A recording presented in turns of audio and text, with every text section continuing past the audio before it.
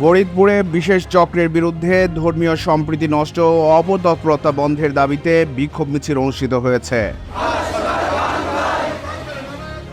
বৃহস্পতিবার বেলা 12টার দিকে আলেম সমাজ ও ছাত্র জনতার উদ্যোগে এই বিক্ষোভ মিছিল বের হয়।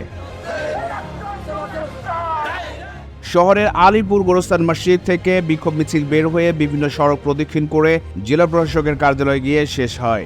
পরে সেখানে সংক্ষিপ্ত সভায় বক্তব্য রাখেন আল্লামা হেলাল উদ্দিন, মাওলানা আমজাদ হুসাইন, মুফতি কামরুজ্জামান, বৈষম্য বিরোধী ছাত্র আন্দোলনের সমন্বয়ক আবরান নাদিম ইতুসহ অনেকেই। সভা থেকে বক্তারা বলেন, একটি বিশেষ গোষ্ঠী গ্রামে গঞ্জে গিয়ে দরিদ্র মুসলমানদের বিভিন্ন প্রলোভন দেখিয়ে ধর্মান্তরিত করবার চেষ্টা চালাচ্ছে।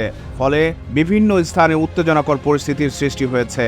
সকাল থেকে যে আয়োজন করেছিলাম, অবিলম্বে এসব অনৈতিক কর্মকাণ্ডের সাথে জড়িতদের দ্রুত গ্রেপ্তার করবার দাবি জানানো হয়। পরে ধর্মীয় সম্প্রীতি নষ্টের সাথে জড়িতদের গ্রেপ্তার ও শাস্তির দাবিতে জেলা প্রশাসকের কাছে স্মারকলিপি প্রদান করা হয়।